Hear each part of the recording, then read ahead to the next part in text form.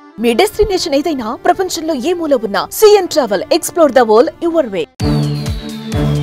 అమెరికాలో కొలువులు కష్టమేనా? H1B స్పాన్సర్షిప్లకు కోత, భారీగా తగ్గిన టెక్ కంపెనీలు, AI, రెసెషన్, ఇన్ఫ్లేషన్ ప్రధాన కారణాలు.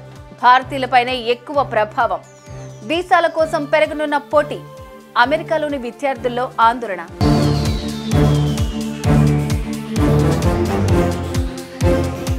మంచి జీతం, మెరుగైన జీవితాన్ని అందించే అమెరికా ఉద్యోగం కోసం విదేశీయులు పెట్టుకునే ఆశలు అక్కడి టెక్ కంపెనీలు అడియాసలు చేస్తున్నాయి.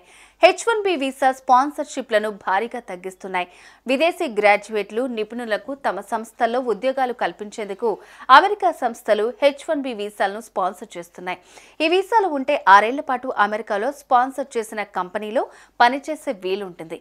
అయితే 2023తో పోలిస్తే 2024లో H1B వీసా స్పాన్సర్షిప్లను పెద్ద టెక్ కంపెనీలు భారీగా తగ్గించేశాయి. ఎక్కువ H1B వీసాలు స్పాన్సర్షిప్ చేసే మొదటి 15 కంపెనీల్లో దాదాపుగా అన్ని కంపెనీలు 2024లో స్పాన్సర్షిప్లను తగ్గించాయని United States citizenship and immigration services USCIS data ద్వారా వెల్లడైంది.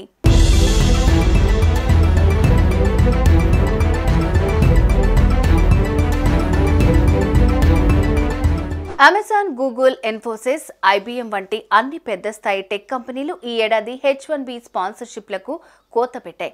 2023లో 11,000 వీసాలు స్పాన్సర్ చేసిన అమెజాన్ ఈ ఏడాది 7,000 మాత్రమే చేసింది. భారతీయ సంస్థలైన ఇన్ఫోసిస్, TCS తో పాటు గూగుల్, మైక్రోసాఫ్ట్, కాగ్నిజెంట్, డెలాయిట్ సంస్థలు కూడా స్పాన్సర్షిప్లను భారీగా తగ్గించాయి.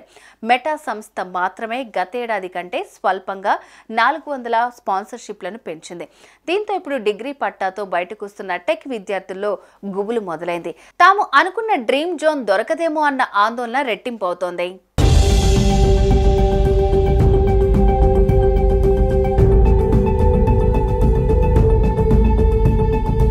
H1B వీసాల స్పాన్సర్షిప్లు తగ్గిపోవటం భారతీయులపైనే ఎక్కువ ప్రభావం చూపిస్తుంది.